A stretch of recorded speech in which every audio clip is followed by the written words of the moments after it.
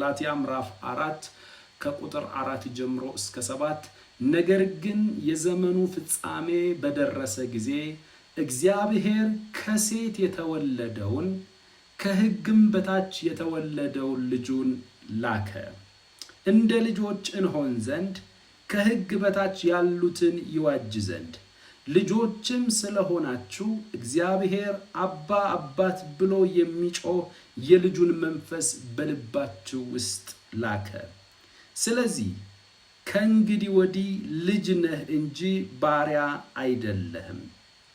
ልጅም ከሆንክ ደግሞ በክርስቶስ የእግዚአብሔር ወራሽ ነህ ይላል። ስለ ቃሉ አባታችን እግዚአብሔር የተባረከ ይሁን።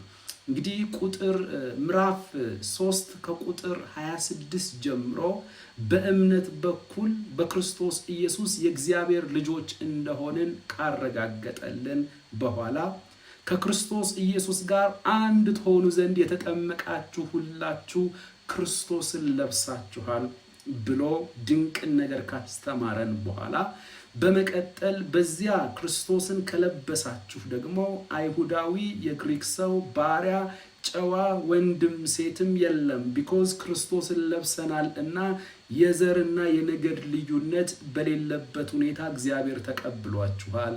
የፖዚሽን ልዩነት ባሪያና ጨዋ በሚል ዓለም በምታስተናግድበት መንገድ ልዩነት በሌለበት ሁኔታ ክርስቶስን ከመልበሳችሁ የተነሳ ተቀባይነትን አግኝታችኋል። እንዲሁም ወንድም ሴትም ብሎ በጾታ ልዩነት ሳያደርግ በክርስቶስ ኢየሱስ ስላመነ ብቻ ወንዱም ሴቷም እኩል ተቀባይነትን እንዳገኙ ያረጋግጥልንና ሁላችሁ በክርስቶስ ኢየሱስ አንድ ሰው ናችሁ ብሎ ድንቅ ነገር ያስተምረናል።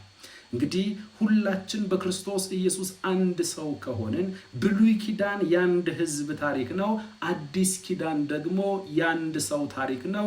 እርሱም ራስ ክርስቶስ የሆነበትና አካል ዓለም አቀፋዊቷ ቤተክርስቲያን እያንዳንዱ ዳግም ልደት ያገኘ አማኝ ደግሞ በመንፈስ ቅዱስ ጥምቀት አማካኝነት የክርስቶስ ኢየሱስ የአካል ክፍል ሆኖ የሚገጠምበት የቆመው ሰው ደግሞ አንድ ነው። ስለዚህ እናንተ በክርስቶስ ኢየሱስ አንድ ሰው ናችሁ ብሎ ሐዋርያው ድንቅ ነገር ይነግረናል። ከዚያም በመቀጠል መጨረሻው ቁጥር ላይ ምዕራፍ 3 ምንድነው የሚለው? እንኪያስ እናንተ የአብርሃም ዘር ወራሾች ናችሁ ብሎ ያረጋግጥልናል። ስለዚህ ያንን ነገር ካወራ በኋላ ምዕራፍ 4 ቁጥር 1 ከምዕራፍ 3 ጋር ሐሳቡ የሚገናኝ ስለሆነ ወራሹ ሕፃን ሆኖ ባለበት ዘመን ሁሉ ምንም እንኳን የሁሉ ጌታ ቢሆን ከቶ ከባሪያ አይለይም ብሎ እድገት በክርስትና ውስጥ አማራጭ የሌለው ነገር እንደሆነ በክርስትና ውስጥ ወይም በመንፈሳዊ ዓለም ውስጥ በጣም አንድ አደጋ አለ ብዙ ቅዱሳን ያልተረዱት። እንደተወለዱ ሳያድጉ እድሜ ብቻ ያስቆጠሩ የመኖር አደጋ ስላለ ሕፃን ሆኖ የመኖር ወራሽ ሆኖ ባለመብት ሆኖ ሳለ ያባቱ የሆነው ሁሉ የእርሱ ሆኖ ሳለ ነገር ግን በዛ አይነት ማቹሪቲ ያለ መመላለስ አደጋ እንዳለ በደንብ ካረጋገጠልን በኋላ የአይሁድ ሕዝብንም ቁጥር 2 እና 3ን በደንብ አድርጎ ያሳይና ገላትያ ምዕራፍ 4 ከቁጥር 4 ጀምሮ እስከ 7 ድረስ አሁን የምናጠናውን ሐሳብ ይሰጠናል። ቁጥር 4 ላይ ነገር ግን የዘመኑ ፍጻሜ በደረሰ ጊዜ ብሎ ይጀምራል። እዚህ ቦታ ላይ ነገር ግን የዘመኑ ፍጻሜ ብሎ በሚናገርበት ጊዜ ልናስተውል የሚገባን ነገር የዘመን ፍጻሜና የዓለም ፍጻሜ የተለያዩ ነገሮች ናቸው። ለምንድነው እንደዛ ምለው? ብዙ ቅዱሳን የዘመንን ፍጻሜና የዓለምን ፍጻሜ ካለመለየታቸው የተነሳ ኮንፊውዥን እና ግራ መጋባት ይታያል። የዘመን ፍጻሜ ሌላ ነው፣ የዓለም ፍጻሜ ደግሞ ሌላ ነው። የዓለም ፍጻሜ አንድ ነው፣ አንዴ የሚከሰት ክስተት ነው። የዘመን ፍጻሜ የሚባለው ግን የሰው ልጅ ከተፈጠረበት ጊዜ ጀምሮ እስከ ፍጻሜ ዘመን ድረስ የተለያዩ ዘመናቶች አሉ፣ 7 ዘመናቶች አሉ። ስለዚህ እዚህ ቦታ ላይ የዘመኑ ፍጻሜ በደረሰ ጊዜ ሲል ሐዋርያው ጳውሎስ የዓለም ፍጻሜ በደረሰ ጊዜ እያለ ሳይሆን የተለያዩ ዘመናቶች ስላሉ በዛ ሰዓት ላይ የነበረው የሕግ ዘመን ፍጻሜው በደረሰ ጊዜ ነው ከሴት የተወለደውን ከሕግም በታች የተወለደውን ልጁን እግዚአብሔር የላከው የሚለን። ስለዚህ የዘመን ፍጻሜ ሌላ ነው፣ የዓለም ፍጻሜ ደግሞ ሌላ ነው። እዚህ ጋር በቅዱሳን መካከል መድረክ ላይም በሚቆሙ ሰዎች መካከል ኮንፊውዥኖች ይታያሉ። የእግዚአብሔርን ቃል ሐዋርያው ጳውሎስ ለጢሞቴዎስ እንዳስተማረው የእውነትን ቃል እንደሚገባ ከፋፍለህ በቅንነት የምታስተምር የማታሳፍር ሰራተኛ ሆነ የተፈተነውን ራስህን ለእግዚአብሔር ልታቀርብ ትጋ ይለዋል። አያችሁ ቅዱሳን፣ የእግዚአብሔርን ቃል ራይትሊ ዲቫይድ እያደረግ በቅንነት እንደሚገባ ከፋፍለ የምታስተምር የማታሳፍር ሰራተኛ መሆን አለብህ። የማታሳፍር ሰራተኛ መሆን አለብህ። ስለዚህ የማያሳፍር ሰራተኛ የእግዚአብሔርን ቃል እንደሚገባ ራይትሊ ዲቫይድ እያደረገ ምን የሚል ነው ማለት ነው? የሚያስተምር ነው። ስለዚህ ሁላችንም የእግዚአብሔርን ቃል እንደሚገባ እግዚአብሔር በመንፈሱ በኩል ሊል እንደፈለገው አድርገን መረዳትና መማማር ይገባናል። ስለዚህ እነዚህን ቃላቶች እንደሚገባ ስንረዳቸው የዘመን ፍጻሜ ሌላ ነው፣ የዓለም ፍጻሜ ደግሞ ሌላ ነው። የዓለም ፍጻሜ ሌላ ነው። ሐዋርያው ጳውሎስ ለምሳሌ እዚሁ ቦታ ላይ የዘመኑ ፍጻሜ በደረሰ ጊዜ የሚል አለ።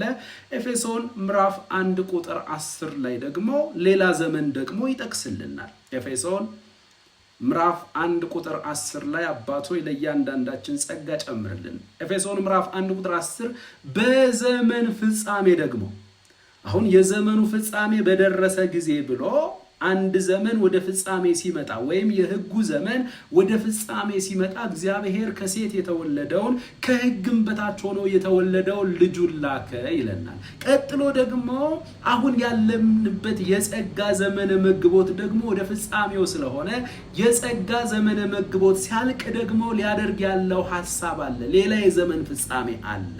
ምን ማለት ነው? ቁጥር 10 በዘመን ፍጻሜ ይደረግ ዘንድ ያለው ሐሳቡ ኖት በዓለም ፍጻሜ። ቅዱሳን፣ የዓለም ፍጻሜ የአንድ ጊዜ ክስተት ነው። በዘመን ፍጻሜ ይደረግ ዘንድ ያለው ሐሳቡም በሰማይና በምድር ያለውን ሁሉ በክርስቶስ ለመጠቅለል ነው ይለናል። ተመልከቱ።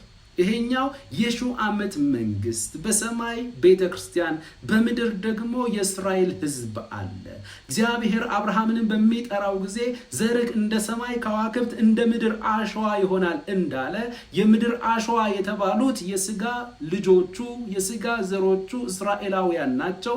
በሺው ዓመት መንግስት ውስጥ ወደ ሙሉ በረከት ውስጥ ይገባሉ። እንዲሁም የሰማይ ደግሞ ከዋክብት የተባሉት በክርስቶስ ኢየሱስ ያመኑ ቅዱሳን ናቸው። ሁለቱ በአንድ የሚጋጠሙት በክርስቶስ የሚጠቀለሉት በሺው ዓመት መንግስት ጊዜ ስለሆነ በዘመን ፍጻሜ ይደረግ ዘንድ ያለው ሐሳቡን በሰማይና በምድር ያለውን ሁሉ በክርስቶስ ለመጠቅለል ነው ይለናል። ስለዚህ የዘመን ፍጻሜ ሲባል የተለያዩ ዘመናቶችና የዘመን ፍጻሜዎች እንዳሉ እንመለከታለን። በመጽሐፍ ቅዱስ ውስጥ ከሰው ልጅ ጅማሬ እስከ ፍጻሜ እስከ ነጩ ዙፋን ፍርድ ድረስ ማለት ነው። በመጽሐፍ ቅዱስ ውስጥ ከሰው ልጅ ጅማሬ እስከ ፍጻሜ ድረስ መጽሐፍ ቅዱስን ከዘፍጥረት እስከ ራእይ ድረስ በምናጠናበት ጊዜ 7 የተለያዩ ዘመናቶች ወይም ዘመነ መግቦቶች ወይም ዲስፐንሴሽናል ፔሪዶች እንዳሉ መጽሐፍ ቅዱስን በምናጠናበት ጊዜ እናገኛለን። የመጀመሪያው አንደኛው ዲስፐንሴሽን ወይም አንደኛው ዘመነ መግቦት ክፉንና ደጉን ያለማወቅ ዘመን ዲስፐንሴሽን ኦፍ ኢኖሰንስ የሚባለው ነው። ከአዳም ጋር የተደረገ ውል ሲሆን አትብላ የተባለውን በመብላት ከገነት በመባረር በፍርድ ተዘግቷል። የወሰደው ጊዜ የዘመን ጊዜ ወይም የወሰደው ጊዜ አይታወቅም። ይሄ አንደኛው ነው። ሁለተኛው ዘመነ መግቦት ደግሞ ክፉንና ደጉን የማወቅ ዘመነ መግቦት ነው። ልብ በሉ፣ እየጻፋችሁ ያላችሁ በደንብ ተከታተሉ። ክፉንና ደጉን የማወቅ ነው ሁለተኛው። የመጀመሪያው ክፉንና ደጉን ያለማወቅ ነው። ስለዚህ ሁለተኛው ክፉንና ደጉን የማወቅ ነው፣ ዲስፐንሴሽን ኦፍ ኖሌጅ ይባላል። ከአዳም ልጆች ጋር የተደረገ ሲሆን በኖህ ዘመን በጥፋት ውሃ ፍርድ ተዘግቷል። የወሰደው ጊዜ 1656 እንደሆነ ይገመታል ማለት ነው። ሶስተኛ ላይ የሰው መንግስት ዘመን የሚባለው ነው ወይም ዲስፐንሴሽን ኦፍ ሂውማን ገቨርንመንት የሚባለው ነው። የነ ናምሩድ ሲባል ከሰማችሁ የነ ናምሩድ ዘመን ማለት ነው። የሰው ልጅ እግዚአብሔርን ያላማከለና ለእግዚአብሔር ክብር በማይሰጥ ሁኔታ የባቢሎንን ግንብ በመስራት ወደ እግዚአብሔር እንደርሳለን ሲል እግዚአብሔር ፍርድን በማስተላለፍ ቋንቋቸው ሁሉ እንዲደበላለቅ አድርጎ በምድር ላይ ይበትናቸዋል ማለት ነው። ይሄ ሶስተኛው የሰው መንግስት ዘመን የሚባለው ነው። የወሰደው ጊዜ 1205 ዓመት እንደሆነ ወይም ዓመታት እንደሆነ እንግዲህ ስናጠና እናገኘዋለን ማለት ነው። አራተኛው ከአብርሃም ጋር የተደረገ የተስፋው ቃል ዘመን የሚባለው የተስፋው ቃል ዘመን ወይም ዲስፐንሴሽን ኦፍ ፕሮሚስ የሚባለው ነው። የተስፋው ቃል ዘመን ከአብርሃም ጋር እግዚአብሔር ከአብርሃምና ከዘሩ ጋር የገባው የተስፋ ቃል ሲሆን የወሰደው ጊዜ 430 ዓመት እንደሆነ እናገኛለን። ግን የተስፋ ቃል እንደሆነ እንዳትረሱ፣ ወደፊት ምን የሚል ነው ማለት ነው? የሚፈጸም ነው የተስፋ ቃል። ስለዚህ የተስፋው ቃል እስኪፈጸም ድረስ ደግሞ እግዚአብሔር በሲና ተራራ ላይ በሙሴ አማካኝነት ለእስራኤል ሕዝብ ምን ይሰጣቸዋል? ሕግና ስርዓትን ይሰጣቸዋል። የሕጉ ዘመነ መግቦት ይመጣል። አምስተኛ ላይ የሕግ ዘመን ወይም ዲስፐንሴሽን ኦፍ ሎው ማለት ትችላላችሁ። በሙሴ አማካኝነት እግዚአብሔር ከእስራኤል ሕዝብ ጋር ያደረገው ውልና ስምምነት ሲሆን የእስራኤል ሕዝብ በሕጉ መሰረት ስላልሄዱ በፍርድ ይቋጫል። የወሰደው ጊዜ 1520 እንደሆነ ስናጠና እናገኘዋለን ማለት ነው። የሕግ ዘመን ፍጻሜ በደረሰ ጊዜ አሁን እግዚአብሔር ከሴት የተወለደውን ብሎ ገላትያ ምዕራፍ 4 ቁጥር 4 ላይ የሚናገረው ይመጣል ማለት ነው።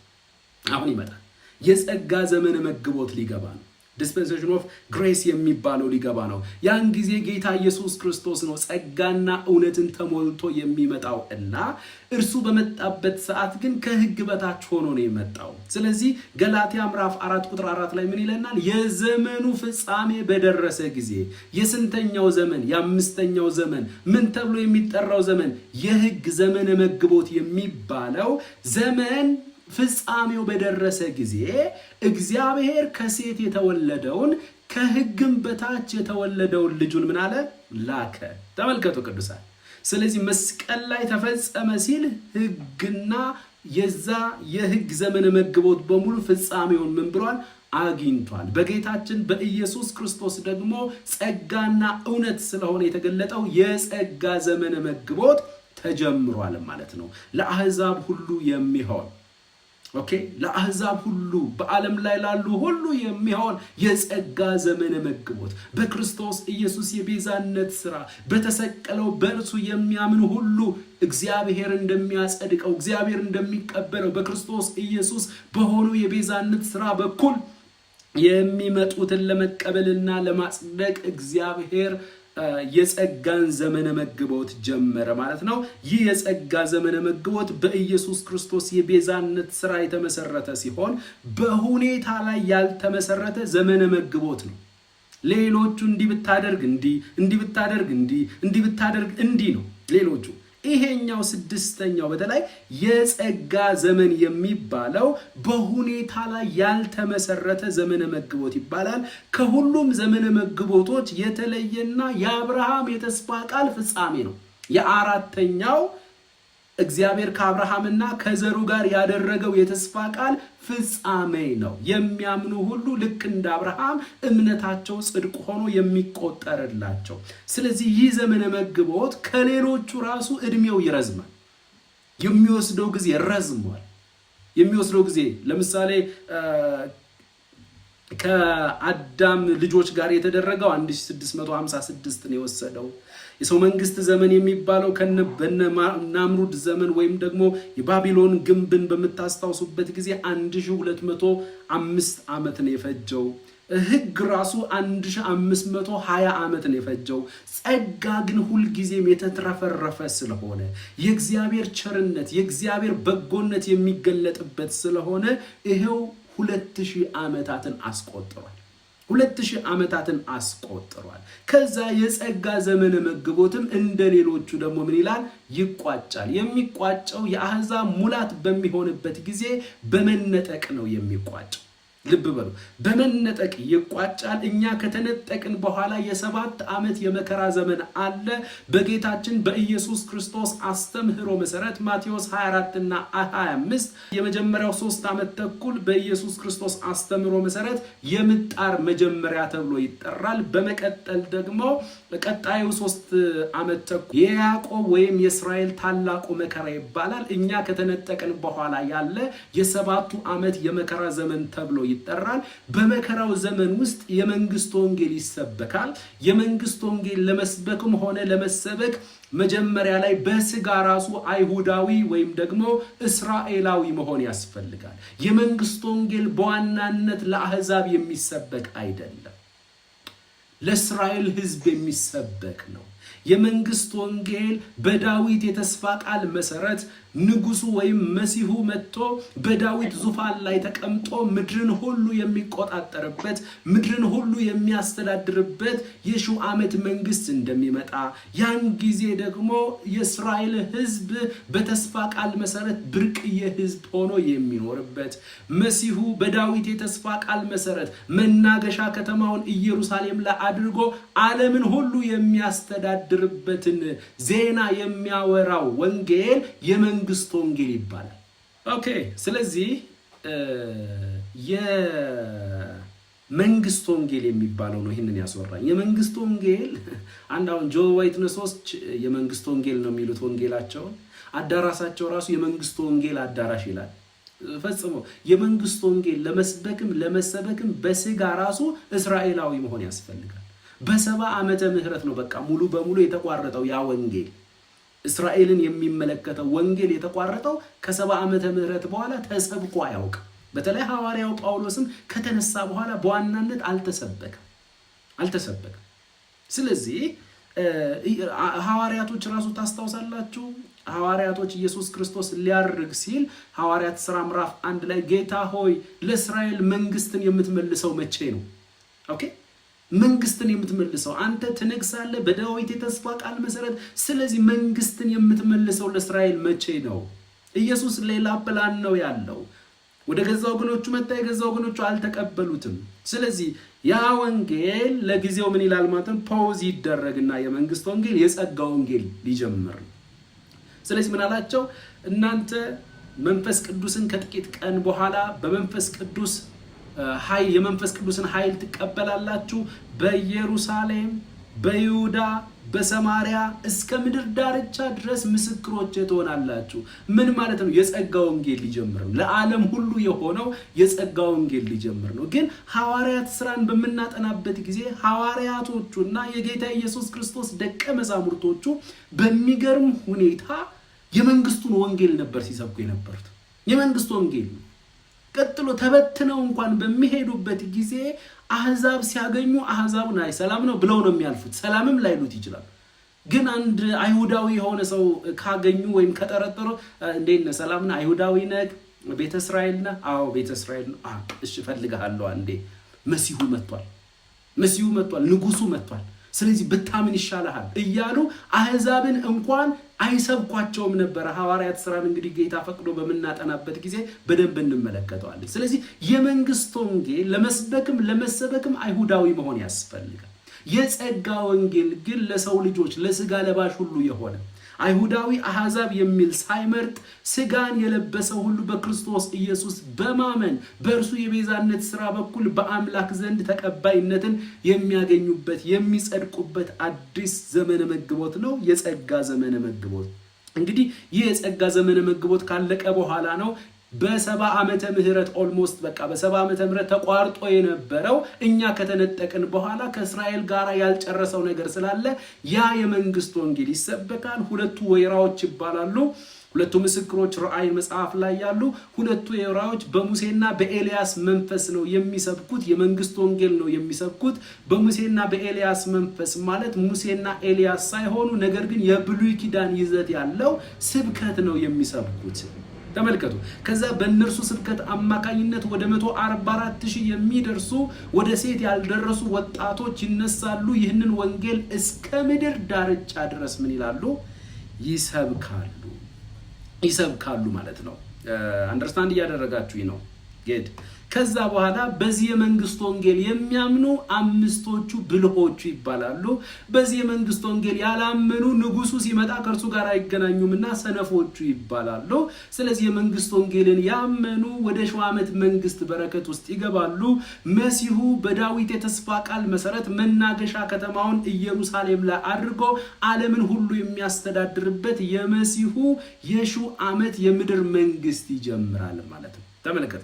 እሱ የ1000 ዓመት መንግስት ወይም ዲስፔንሴሽን ኦፍ ሚሊኒየም የሚባለው ነው ማለት ነው። ይህም ደግሞ ለ1000 ዓመታት የሚቆይ ነው። ስለዚህ እነዚህ 7ቱ ዘመነ መግቦቶች ካለቁ በኋላ በነጩ ዙፋን ፍርድ ሁሉም ከተጠናቀቀ በኋላ ምድርና ሰማይ ራሱ ምን ይላሉ? ይጠፋሉ። እግዚአብሔር እንደ ተስፋ ቃሉ ጽድቅ የሞላባት አዲስ ሰማይና አዲስ ምድር ምን ይላል? ይፈጥራል። ስለዚህ ይሄኛውን ሲስተም ሲያጠፋው ያን ጊዜ የዓለም ፍጻሜ ይሆናል።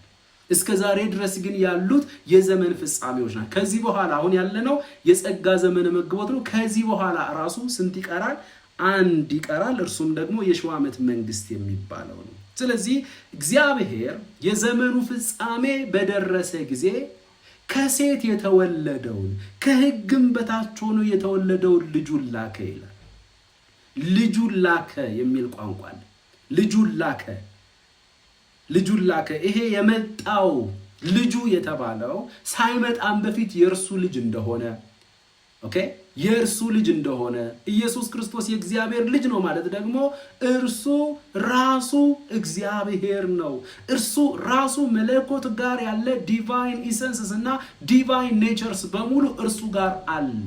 the same divine nature, the same divine essence አለው። እኔና አብ አንድ ነን ማለት የሚችለው ኢየሱስ ክርስቶስ ብቻ ነው። ባጭሩ ኢየሱስ የእግዚአብሔር ልጅ ነው ማለት መለኮት ነው፣ አምላክ ነው ማለት ነው። ስለዚህ ሐዋርያው የዘፍጥረት 3:15 እና የኢሳይያስ 7:14 ስለ ሴቲቱ ዘር የተነገረው ትንቢት እንዲሁም ደግሞ በነብዩ በኢሳይያስ በኩል ድንግል ትጸንሳለች ወንድ ልጅም ትወልዳለች ተብሎ የተነገረው ትንቢት ፍጻሜ እንዳገኘ በመሲሁ ሁሉ ነገር እንደተጠናቀቀ ይናገራል። ስለዚህ እግዚአብሔር ከሴት የተወለደውን ሲል ዘፍጥረት 3:15 የመጀመሪያው የተስፋ ቃል ስለ መሲሁ የሆነው የተስፋ ቃል ሲነገር የምናገኝበት ቦታ ነው። የሴቲቱ ዘር የሚለውን ወንድማችን ዳዊት ፋሲል ያስተማረውን ትምህርት መከታተል ትችላላችሁ። ስለዚህ የሴቲቱ ዘር ቀጥሎስ ኢሳይያስ ላይ ይመጣና ድንግል ትጸንሳለች ወንድ ልጅም ትወልዳለች ብሎ ያለ ወንድ ተሳትፎ በመንፈስ ቅዱስ ኃይል ድንግል ከሆነችው ከድንግል ማርያም ተጸንሶ ይወለዳል። እርሱ ማን ነው? የሕያው እግዚአብሔር ልጅ ነው። አምላክ ሰው ሊሆን ነው። ቃል ስጋ ሊሆን ነው ማለት ነው። ስለዚህ ድንግል ትጸንሳለች ተብሎ የተነገረው የተስፋ ቃል በመሲሁ ፍጻሜ እንዳገኘ እንመለከታለን። እዚህ ቦታ ላይ ሐዋርያው ጳውሎስ ስለ ኢየሱስ ክርስቶስ ሁለት ባህሪያቶችን ይነግረናል። ኢየሱስ ክርስቶስ ፍጹም አምላክ ፍጹም ሰው እንደሆነ ልጁን ሲል መለኮትነቱን ከሴት የተወለደውን ሲል ደግሞ ሰውነቱን የሚያሳይ ነው። ቃል ስጋ ሆነ። ጌታችን ኢየሱስ ክርስቶስ ፍጹም አምላክ ደግሞም ፍጹም ሰው በአንድ አካል አምላክነት ሰውነትን ሳያጠፋ ሰውነትም አምላክነትን ሳይውጥ በተዋህዶ ይሉታል በአንድ አካል ትላንትናም ዛሬም ለዘላለምም እርሱ እንደዚህ አይነት ማንነት ነው ያለው። ክሪስቶሎጂ ማለት ይሄ ነው። አምላክነቱ ጠፍቷል፣ ሰውነቱ ተቀይሯል። ሰውነቱ ጠፍቷል። ኢየሱስ ክርስቶስ በምድር በተመላለሰ ጊዜ አምላክ አልነበረም። አምላክነቱን ምንድነው?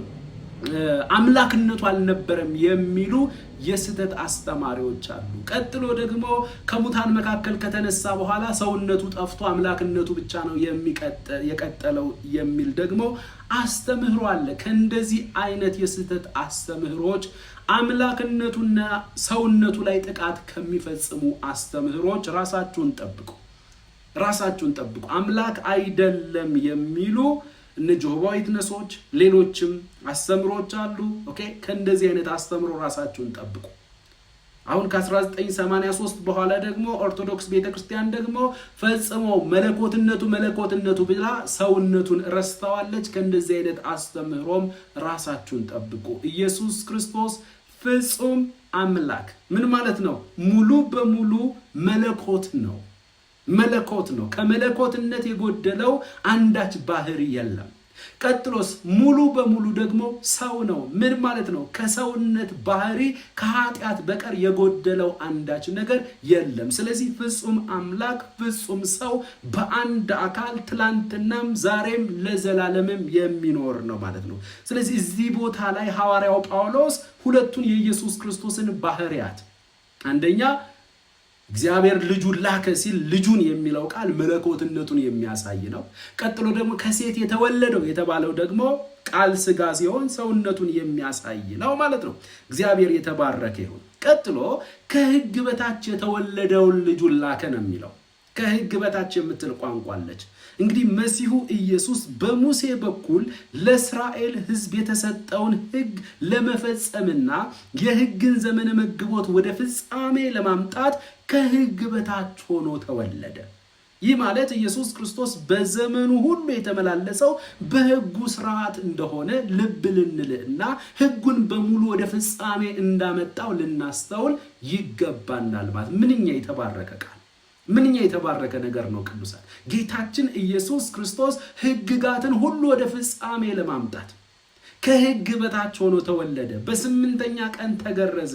እንደ አይሁዳዊ ሰው ሆኖ ነው የኖረው። ሕግጋትን በመፈጸም ነው የኖረው። ስለዚህ ሕግጋትን በሙሉ ወደ ፍጻሜ እንዳመጣ የምንመለከትበት ነው። ቀጥሎ እንደ ልጆች እንሆን ዘንድ የሚል ቋንቋ ተጠቅሟል። እንደ ልጆች እንሆን ዘንድ ከሕግ በታች ያሉትን ይዋጅ ዘንድ ከሕግ በታች ሆኖ መጣ። ሕግጋትን ሁሉ ወደ ፍጻሜ አመጣ። ምን ማለት ነው? ሕጉ የተሰጣቸው እስራኤላውያን ሕግጋትን ሁሉ ፈጽመው ሕጉን ራሱ ወደ ፍጻሜ አላመጡም። እነርሱም ደግሞ ሕጉን ከመፈጸም የተነሳ የሚመጣ ብሌሲንግ አለ። ወደዛ ብሌሲንግ ሊደርሱ አልቻሉም። ስለዚህ መሲሁ መጣ፣ በስጋ ተገለጠ፣ ሕግጋትን ሁሉ ወደ ፍጻሜ አመጣና ከሕግ በታች የሆኑት አሁን ነፃነትን እንዲያገኙ በክርስቶስ ኢየሱስ በማመን የሚገኘውን በረከት እንዲጎናጸፉ እንደ ልጆች እንሆን ዘንድ ከሕግ በታች ያሉትን ይዋጅ ዘንድ ይላል። እዚህ ቦታ ላይ ሐዋርያው ጳውሎስ አይሁዳውያንን ወክሎ ነው የሚያወራው። እዚህ ቦታ ላይ እቺ ጥቅስ በተለይ እንደ ልጆች እንሆን ዘንድ ከሕግ በታች ያሉትን ይዋጅ ዘንድ የሚለው አንድ አህዛብ እችን ቦታ አንብበው ከሕጉ በታች እንኖር ነበርና መሲሁ መጥቶ ዋጀን ማለት አይችልም። ለምን ሲባል ሕግ ፈጽሞ ለአህዛብ አልተሰጠም። ሕግጋት የተሰጠው በሙሴ አማካኝነት ለማን ሕዝብ ነው? ለእስራኤል ሕዝብ ነው። ይህንን ደግሞ ሮሜ ምዕራፍ 9 አባቶች ጸጋ ጨምርልን። ሮሜ ምዕራፍ 9 ከቁጥር 4 ጀምሮ ከሕግ ጋር በተገናኘ ሕጉ የኢትዮጵያውያንም ነው ሕጉ የኛም ነው የሚል ሰው ስላለ ፕሮቴስታንትም ሆኖ ሕጉ በጣም ለኛ ነው ለአባቶቻችን የተሰጠ የሚል ኢትዮጵያዊ ስለማይጠፋ ኢትዮጵያ አይጠፋም። ብዙ ነጮች አያስቸግሩም እንደዚህ አይነት ነገር። ነገር ግን ድሮ የነበርንባት ሃይማኖት ኦሪታዊ ስለሆነች ኦሪታዊ አድርጋን ያሳደገችን ሕጋዊ አድርጋ ስላሳደገችን የገላትያን መልእክት ለኢትዮጵያውያን ማስጠናት ጥሩ ነው። ከሕጉ ሰፈር ጓዛቸውን ጠቅልለው ወደ ጸጋ እንዲመጡ። ለዛ እኮ ነው አሁን ቸርች ውስጥም ሆኖ ሕጉ ያስፈልጋል እያለ መድረክም የሚቆመው ሰው በሙሉ የሚያስቸግረው። ሕግ ፈጽመው ለአህዛብ አልተሰጠም። ምን ይላል? ሮሜ 9 ከቁጥር 4 ጀምሮ እነርሱ ኢትዮጵያውያን ናቸው ይላል አይልም። እነርሱ የጀርመን ሕዝቦች ናቸው ይላል አይልም። እነርሱም እስራኤላውያን ናቸውና ከዚህ በኋላ የተጻፈው ነገር በሙሉ የሚመለከታቸው እነርሱ እግዚአብሔር እስራኤላውያን ናቸውና እነርሱም እስራኤላውያን ናቸውና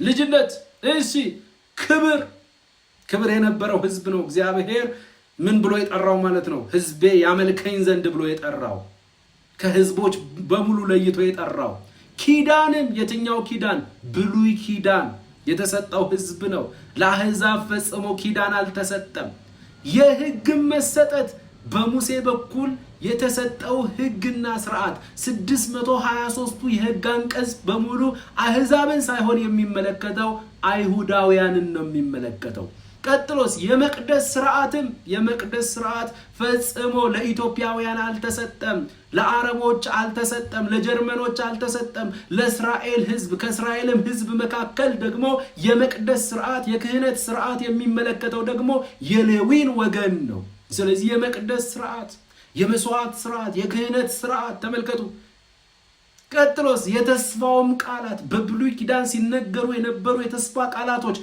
ስለ መሲሁ ጨምሮ የተነገሩ ትንቢቶች ሁሉ ለነርሱ ናቸውና እንደ ልጆች እንሆን ዘንድ ከህግ በታች ያሉትን ይዋጅ ዘንድ የሚለው ገላትያ ቁጥር 5 ላይ ምዕራፍ 4 ቁጥር 5 ላይ እንደ ልጆች እንሆን ዘንድ ከህግ በታች ያሉትን ይዋጅ ዘንድ ሲል ጌታችን ኢየሱስ ክርስቶስ ከህግ በታች ሆኖ የመጣበት ምክንያት ሐዋርያው ጳውሎስ ግን ከህግ በታች ያሉትን ይዋጅ ዘንድ ሲል በጣም ጥንቃቄ የምናደርገው የጂው ህዝብን ወይም ደግሞ እስራኤላውያንን በሚመለከት ነው ምክንያቱም ምዕራፍ 3 ላይ እዚሁ ምዕራፍ አሁን አራተኛው ምዕራፍ ላይ ያለነው ገላትያ ምዕራፍ 3 ቁጥር 23 ጀምሮ እንዲሚል ቃል ይጠቀማል